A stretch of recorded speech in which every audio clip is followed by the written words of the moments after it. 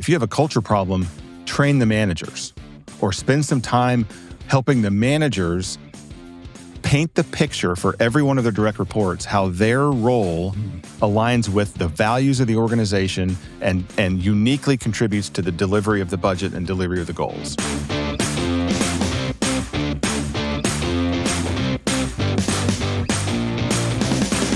Welcome back to the TrustBuilt Podcast. I am your host, Alan Bennett, and if I still have a smirk on my face right now, it's because Steve Blair is here again and with me on this podcast as a guest. And for those of you who don't know Steve is in my opinion, is a master at culture, people, and community. Is that a good way to lead? That's great. Yeah. I like that. I like those 3 threes. Okay. Well, if for those that have not met you on the podcast before, talk a little bit about the work that you do.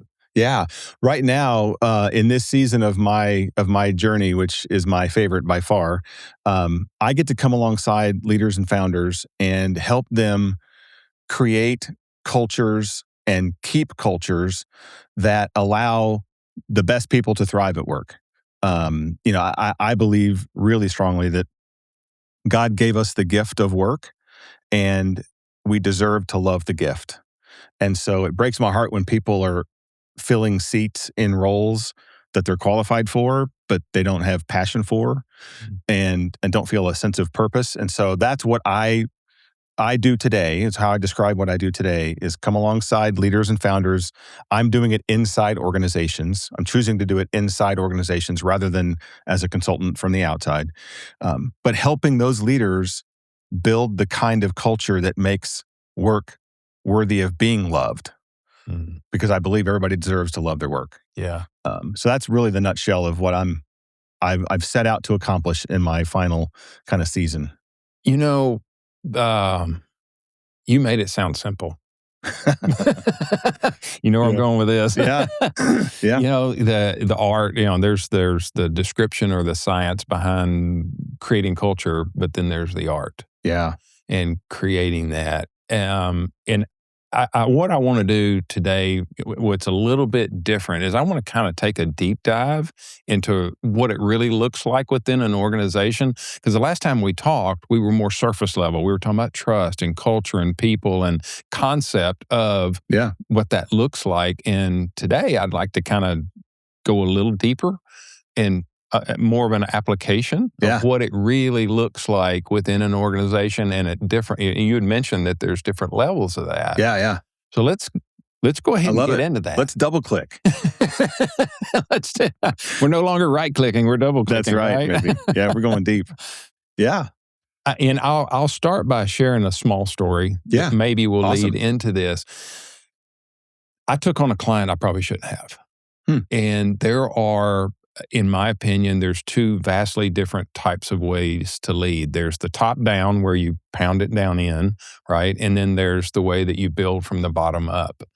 And not saying that one is right or wrong, but they're depending on the leaders, some people lead a certain way and they only see things a certain way. Yeah. Right. Mm-hmm. And I need better decisions. I need people supporting me so that I can direct them to do those things. And if they don't do those things, I find somebody who can. Yeah. Right? There's that person. And you're making a big assumption that you're doing it right to begin with. Yes. Yeah. Right. So there's those. And then there's those. The other, which is the ones I prefer to work with, is they're looking for the strengths of the team. How do we develop that in order to get the results that we want? Take the strengths to serve the purpose of the mission of the organization, which is to grow, usually. And I think that's why we jive so well is that we both see it that way. Yes. And I took on a client that did not see it that way. And I didn't, it wasn't clear to me that he was that way. It was a he, but I won't say who it was. Sure. But within a couple of months, I think maybe we went 3 months and I'm not going to say I fired him, but we both came to the conclusion that our concepts This isn't working. So let's unpack that a little bit. Not necessarily with my client, but those types of situations. What does that look like? Yeah, I will tell you what I may not have included in my abbreviated version of what I'm set out to do right now. It's coming alongside founders and leaders that get it is the first part of kind of my analysis of who I want to help and who I want to work with. In your example, the strengths of the team building upwards is absolutely the preferred between those two scenarios. What I try to look for and help cultivate is coming from both directions. So you've got a leader that gets it, a leader that understands that you build a business by leveraging the strengths of the people, but they also have the chops to cast a vision and to have the passion and the principles to build the cultural infrastructure that then those people that are doing the work in the lower level of culture, which we'll get to that in a second, can filter up through the organization while the inspiration and the vision from the leader is filtering down. And I would guess that in your client's example, they thought they were doing the vision at the top, but it was really their idea of what would work, and it didn't resonate or it didn't translate down through the organization. The magic happens when you've got it coming from both directions. Mm-hmm. In my opinion, in my experience, is that's when it really starts to click. When you've got a leader that gets it, that understands the power and the passion of culture and the people that are in a culture, and then you've got those people who were bought in, and then you approach it from both directions, and then the magic happens in the middle. Yeah, I've had, and I'll say this: the pleasure and the joy of creating. I had a kid that worked for me. He was a kid at the time. He's no longer a kid. He's in his 40s now, but he was in college looking for a job, and I hired this guy to come in and do just menial work. Right? Yep. He wasn't a janitor, but he was on the ground floor as far as work. And my goal was to mentor him. Right. Yep. I saw something in him. I saw a lot of promise. He was a college student, so he had aspirations of doing something beyond Bennett's market at the time. Sure. I had a meat market at the time. Yeah. And what happened 20 years later, looking back on it, I created one of my heroes. Huh. To see what he did, what he learned, the way he learned, the way he developed, and what he's doing now as a leader and doing things out as a 40-something-year-old with 2 teenage daughters and married and the successful life that he's done.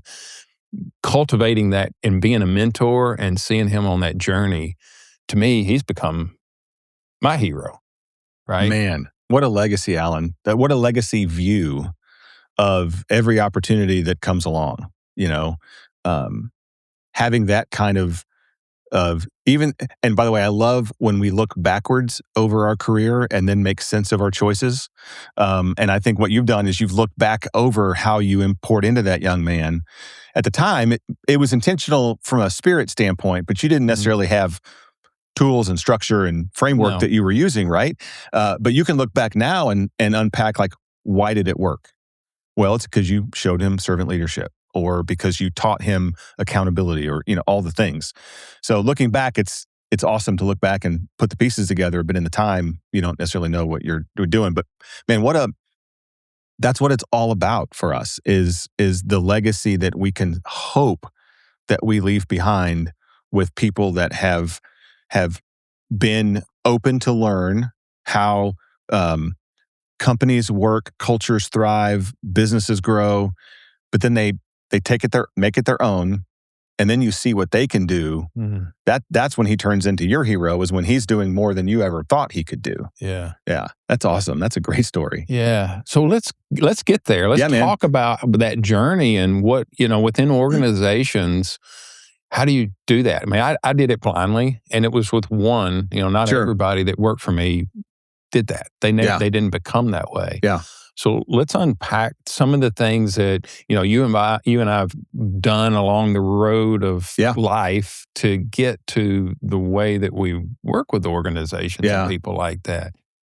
I will tell you the base level suggestion I'm going to have, or proposal I'm going to put on the table, is I am a big believer in understanding your wiring, of understanding who you are, why you are the way you are. And I'm not here to plug any particular assessment tool, but I can tell you that the biggest unlocks I've had in my own journey, and the biggest unlocks I've seen in other people's journeys, is when you access the results of these different tools, and then you put them together. You synthesize 3 or 4 of them into what kind of the common thread is. And then once you know what motivates you, why you behave the way you behave, what talents you have, man, then it just unlocks for people. And then you can really tap into their potential in the organization. So to answer your question, the first thing I always want to do is to know who I'm working with and help them know who they are. And so I've got, again, passion for all the tools. There isn't one I've done that I didn't like. There's some that I like more than others. But man, if you could pull together the recipe card for a person and understand what motivates them, that could be the Enneagram. What their talents are, that could be Strengths Finders. Where they get their energy from, that could be Working Genius, or I can't remember what Corey Newhoff's tool is called, but the book is called At Your Best. It's an energy audit kind of book. Then there's behaviors. So how do I show up, and why do I show up that way? And then there's needs. Think of that like Berkman. But if you layer on all of those things, man, think if you can understand from that young man's point of view when he came to your meat shop, what motivates him, what he's really naturally good at, where he gets energy, and why he behaves the way he behaves. If you would have had all of those answers, you probably could have turned him into the leader he is today in a few years rather than a decade, you know? Mm-hmm. So I think first and foremost, it's leveraging the tools we have is a huge one. If you can only afford or only want to do one, which of those 5 things is most important to you? Understanding what motivates them, understanding what their talents are, but just pick one. And the reason I like that is because from a manager direct report standpoint, it gives you the framework, and it gives you the permission to have frank, candid conversations. Why? Because you have a shared vocabulary. You both understand what it means to be an Enneagram 3 who's working for an Enneagram 8. And when you have opportunities to really share feedback with each other, or really dive into why something happened with a client or in a meeting, you have that language to latch onto. And I'm not saying use it to stereotype people. Of course, that's not what I'm saying. But it gives you the permission to have candid conversations and use a framework or a vocabulary or a structure to where it doesn't feel like it's personal or it's opinion. It's like, no, we're going to study together what makes each of us tick. I think that's a huge piece of leading today.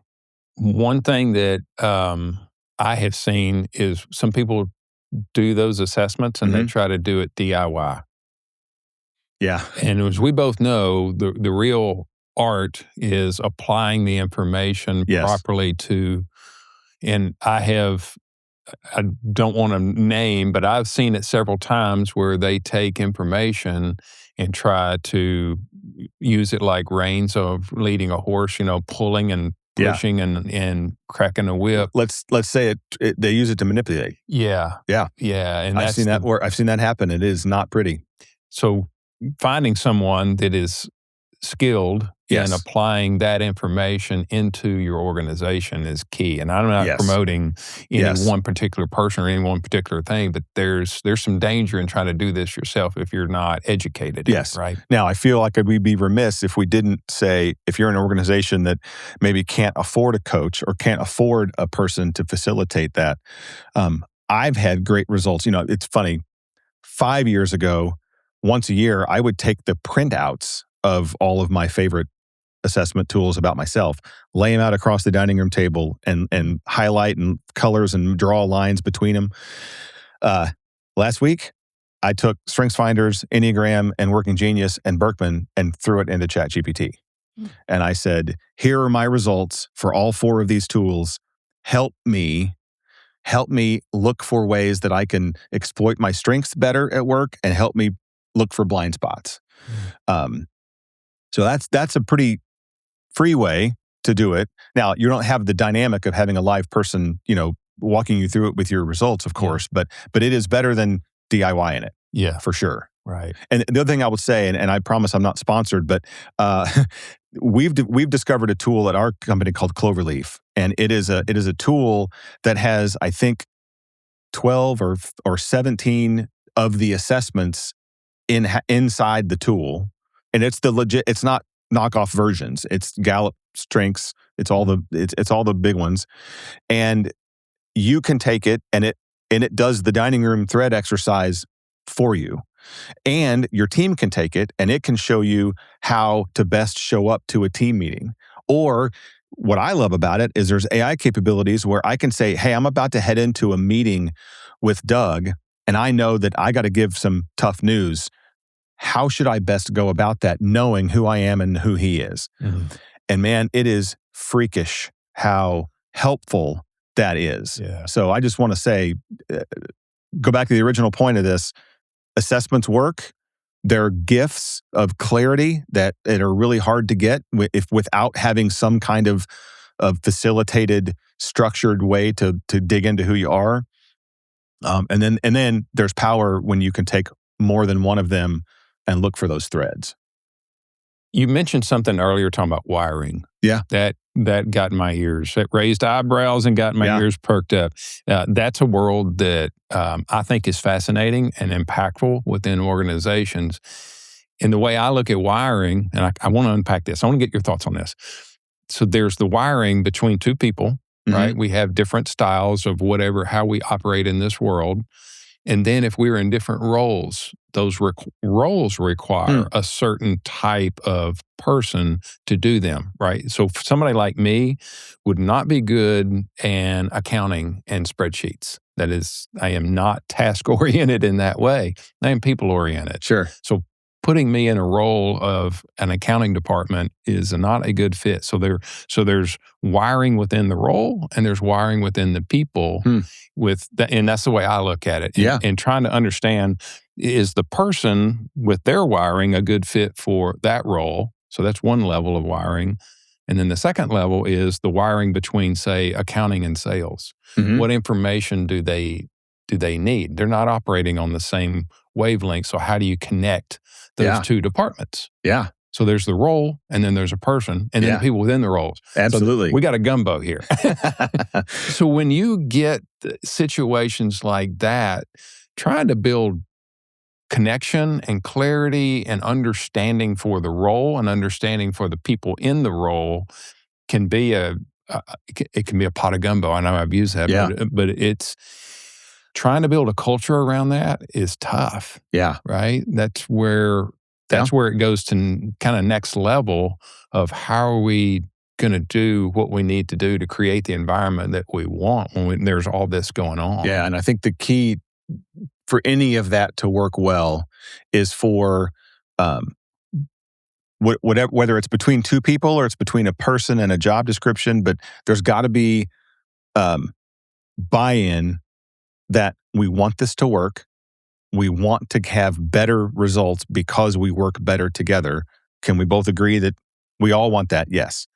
Now, let's agree to use an objective tool to help us accelerate, cheat code, whatever you want to call it, get there faster.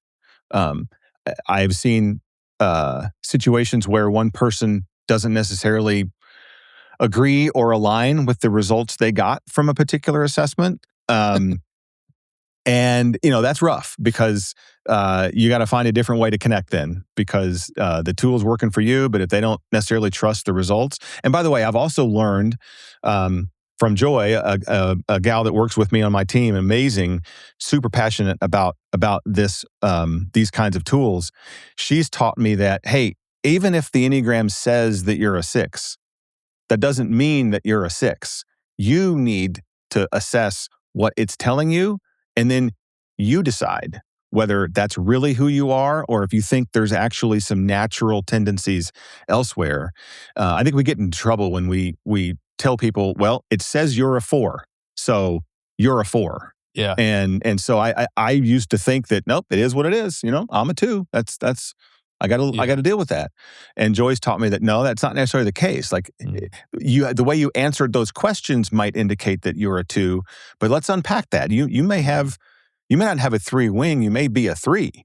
So you need to read and learn and study what it means to be a 2 and a 3, and then decide, okay, what is actually my motivation in life, and how do I approach situations. Yeah, the restraint that I see or I coach on is to avoid weaponizing those assessments. And I think I know we talked about that a minute ago, but that's pigeonholing or weaponizing or, however stereotyping, whatever. Yep. And that's a real danger because I've said before, it's hard to read the label from inside the bottle. And when they're in that organization living that day to day, it's hard to have that perspective to really see that they may be weaponizing some information unintentionally. Yeah, I would say if you buy into the idea that diverse perspectives and approaches and uniqueness is good, if it's a driver of growth, then you're in great shape and these tools are amazing. But if you're a leader that's wired to exploit differences or to call out uniqueness as being different and not aligned, boy, that's when things really go south. Is when, and I that's when I see people weaponizing things like these tools. It's when they want to exploit someone who's unique. And man, the best leaders figure out how to get the most out of that person because they're unique and they show up unique to the table, not figure out a way to manage them because they're unique, figure out a way to leverage them because they are unique. Right? Yeah. Yeah. And that's where culture, and that's kind of where I want the conversation to move, is that's understanding that is the step you need in order, it's the foundation for then moving into driving the culture that you're trying to achieve, right? Yes. Now, what makes that challenging is, a lot of folks, they by the way, we all have our own definitions of culture. And I love asking the question when I get the chance. Hey, what's your definition of culture? I have a new one, and I'd love to share it with you. And I've workshopped this in my brain for the last couple of weeks. I believe culture is the lived experience at the intersection of an organization's values, policies and programs, people, and leadership behavior. And I chose those words carefully. It's the lived experience. So it's not how you describe what it's like at your company. It's how they experience it in real life, the intersection of where all those things come together. And the reason I say intersection is because culture is really strengthened when it's tested.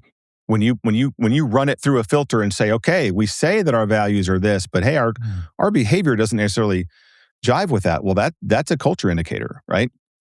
So when you can sit at the intersection of all of those things and watch them bounce off of each other and have tension between things, and then that results in an environment that you live and work in, that's the culture. And you can try to orchestrate it all you want, but there's so many dynamics in an organization that can cause it to go off the rails or get disconnected. And I have come to believe that a big part of that feeling of disconnect, if there is one in an organization, is because they haven't acknowledged that there are multiple levels or multiple layers of culture. And the way I've started thinking about this is, every organization has a tech stack, right? They have a tech stack. They've got a hardware layer. They've got different operating systems. They've got software. And they've got users. I think there's a culture stack. And I think the culture stack starts at the very top with the organization's, at the organization level. And so the leaders and the organization tries to architect the culture of an organization. How? By identifying values, by getting clear on the mission of the organization, on deciding what business model we're going to use. Are we EDLP? Are we high-low promotion? Like that impacts culture, right? So I'm going to jump on the whiteboard if you don't mind. Oh yeah, let's do it. At the top level is the organization. Okay. And at that level, you architect. You're building the culture you want to have in your organization. You're crafting it. You're by the decisions you make around mission, vision, values, you're architecting a culture. But guess what? That then has to translate. And so at the next level of the organization, if you're a large organization, that next level might be geography or department or division, but there's multiple ways that departments receive that culture from the organization and then translate it into plans, into business plans, right? So let's say in this organization, there's two, and I'm just going to use geographies because it's easy, right? So in Northwest Arkansas, and I'm going to use Cincinnati because I have an example here. So that organization architects the culture and it flows down to organizations in the same company that are in two different geographies. Okay. Northwest Arkansas and Cincinnati. Well, at that level, you know that the alignment has to remain with things like mission, vision, values. But this level translates what that culture architecture is to be relevant to their plans and their geography and the uniqueness of where they are doing business. Or if it's not geography, it's department, it's accounting versus sales. We talked about that a second ago, right? So at that level, that might be where things like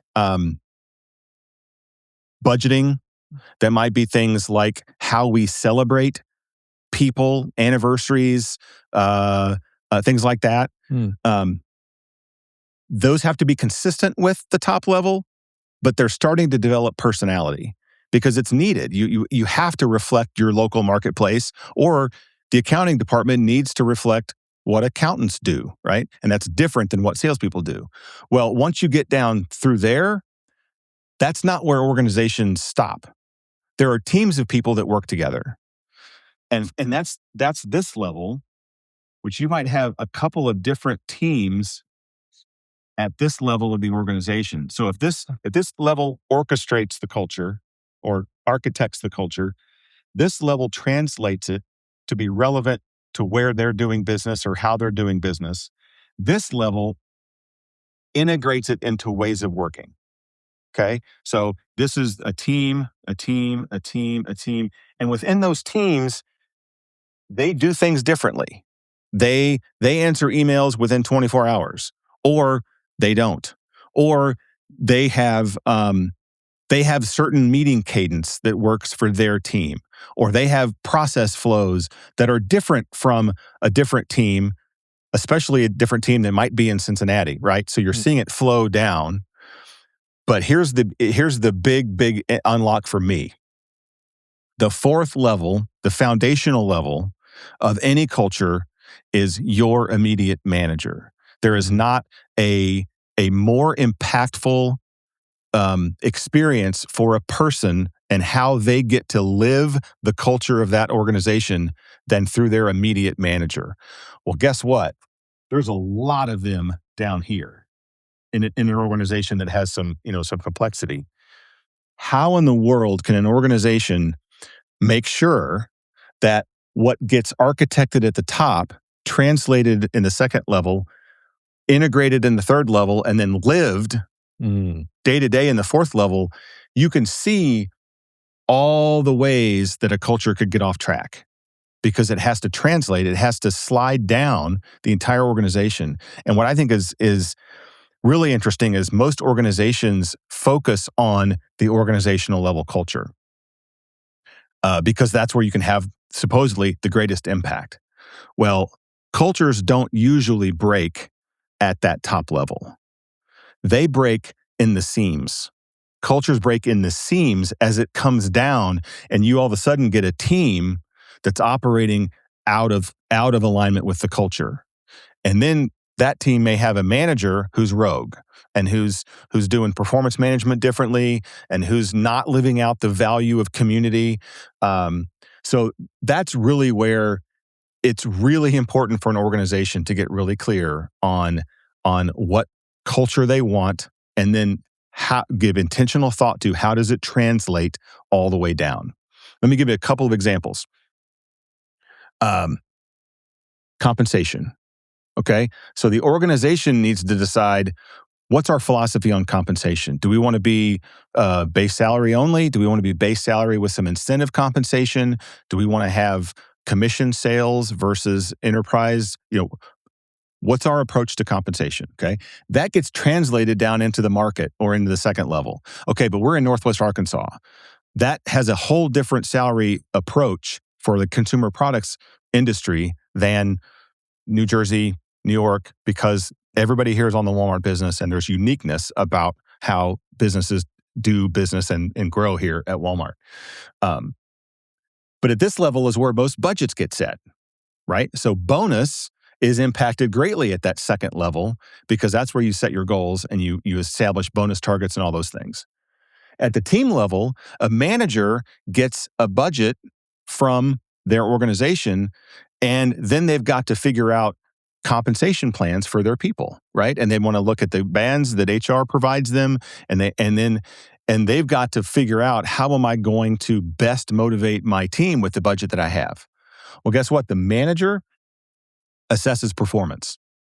So you go all the way from process and principles and philosophy all the way down to performance.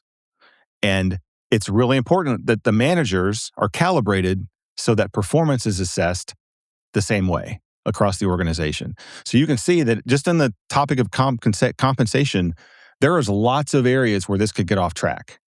Mm-hmm. And so if it doesn't translate all the way down, you've got seams coming apart.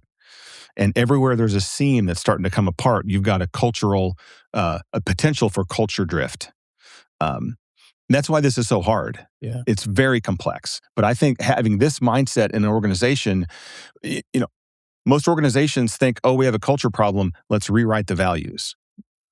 And I'm saying, no, if you have a culture problem, train the managers or spend some time helping the managers paint the picture for every one of their direct reports, how their role aligns with the values of the organization and uniquely contributes to the delivery of the budget and delivery of the goals. You'll get way more mileage out of cultural impact in these bottom two layers than the top two. Now, that's assuming the top two are healthy. This all goes out the window when you go to your example of your client who did not set necessarily the right tone or the right cultural vision at the top. Former client. Then all bets, right, former client. Then all bets are off, right? So you're making lots of assumptions. But let's say you have a culture, it's implemented, it's working, it's worked for 5 years, and then it starts to drift. Most people start up here and think that they just need to tweak some values or do some things differently. And I'm telling you that the bang for the buck is where managers and teams who are doing the day-to-day ways of working decisions, that's where you move the needle. And the thing about this concept kind of goes back to bring in our conversation earlier about understanding people. Yes. And understanding the strengths. So to me, that's one of the key mechanisms that you need in your arsenal. And I don't mean arsenal in a bad way. Sure. Just bag of tricks, your tools, toolbox, whatever to help make that happen the way you want it to happen. For sure. That's where we're connecting the two on this, because it doesn't just happen. You have to put in the effort. You don't go to the gym and watch somebody else lift weights and get stronger. Wait a minute, that doesn't work? No. You're right. I will tell you, focusing right here and leveraging tools to understand what motivates you, what you're talented at, why you behave the way you behave, where you get energy, and then same with your manager. If you can do that at this level, you can absolutely move the needle in organizations. Because this is where that knowing yourself and knowing your team can make a huge difference. And so I think those tools live best down here. Sure, they work up here. Why? Because they give you the vocabulary that the entire organization can use, because we've all embraced working genius. And so we can, from the stage at the national meeting, talk about, the genius of tenacity, or why the organization needs people that have the genius of wonder. Everybody knows what that means because everybody's using the same vocabulary because you've embraced working genius, right? Yeah. One more quick example on this. I mentioned annual meetings. If you think about communication within an organization, at this level, you might have an all-hands annual meeting. It's really important how you communicate from the stage the culture that you're wanting to encourage and develop and maintain in the organization. You get to this level, communication might look like a monthly letter. Well, I was at P&G for 17 years. We were famous for the monthly letter. Every business unit had to write their monthly letter, but that's where communication can happen there. You get to the team. How do teams communicate? Stand-ups, right? Daily stand-up or weekly team huddle or whatever you want to call it. But teams have that's how you communicate there. How do these two layers communicate? One-on-ones. The one-on-one time between the manager and the direct report. And in every one of those communication steps, you can either reinforce the culture or encourage drift. And that's why it's just really important that you understand the dynamics of this and how the alignment is really important between the layers. Yeah. And, all of this comes to purpose. People have to understand how they matter and why the effort that they put in their workday impacts the organization. Yes. And so that's where it starts to go back. Yes. Up the other way, right? Yes. And I would tell you, the organization should be really clear on what the purpose is of the organization. And then the people need to be really clear on what their purpose is in life, at work. And then it's the manager's job to connect those two, to help that person understand that your purpose of understanding consumer needs or understanding customer requirements better than anybody else and communicating them in a compelling way. Well, the manager's got to tie that purpose with the organization's purpose of creating raving fans of, whatever the purpose is of the organization. Not saying that purpose isn't important in here, but there isn't a lot of wiggle room here. It's where these two extremes in terms of levels can connect in the healthy organizations that I've seen.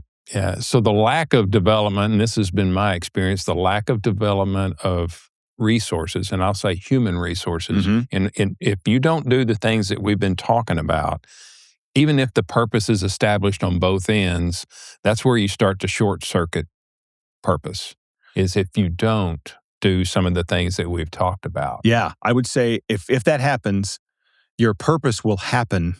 It won't be designed, right? And just like the culture, if that happens, if there's not that alignment, if there's not that clarity, you're going to get the culture that you allow as opposed to the culture that you've crafted or the culture that you've spent lots of time curating. If you don't have those resources to make sure that as things flow down throughout the layer, the culture stack, if you don't have those resources, then you're going to get the culture that you deserve, right? Because, and it's not going to be the one you crafted if you take your eye off of this or if you don't prioritize it. Yeah. Yeah. So all your efforts get hijacked. It actually works against you. You're exerting effort and it's working against you as opposed to not exerting effort at all. Yeah. It's actually working against you. Yeah. Well, this is, I haven't thought about the 4 levels like that, but now that you've unpacked that, I have seen where it breaks down in different levels based on the lack of resource. And to me, when I say resources, I'm not talking about do we have the right computers or what cell phone plan. I'm not talking about those types of things. We're talking about energy is a resource. If the organization puts energy against this idea, then they have to put some dollars against it, whether it's tools, frameworks, experiences for their people to experience, people, training managers to be good coaches. Like, to me, that's all the resources we're talking about. Yeah. And it's not cell phone plans. and stuff. Or Pizza Fridays. Yeah. Oh gosh. Wait, we have a great culture. We have a beer kegger right here. We have a kegerator right there in the kitchen. Every Friday at 4, we have pizza Friday and then there's beer. Yeah, that's not culture. Yeah. Well, I want to take one last, and I want to wrap it up. And there's more to this than what we're staying high level and just. Sorry, because you wanted to go deep. You wanted to double click. But this is high level, but there's so many aspects to this and how things can get short-circuited in this if you're not aware. Intentional and aware. Intentional and aware. And that's where we all come to, right? Yep, for sure. Yeah. So thank you for being on here. This isn't done. I know this is my second time. I'm telling you, there's going to be a third because I like the way that our conversations develop over. What Alan's telling me is I need a third shot to redeem myself, and eventually I'll get it right. That's what he's telling me. Yeah. No, you're getting better. Love it. Thank you for that feedback. Love it. Yeah. Well, thank you for being on and sharing all this because there's so many organizations out there that. They're not intentional about it. They want it. They desire it. Yeah. But they just don't know what to do. Right. Yeah. Awesome. Well, thanks for having me, Alan. These are always fun. Yeah. Thanks, Steve.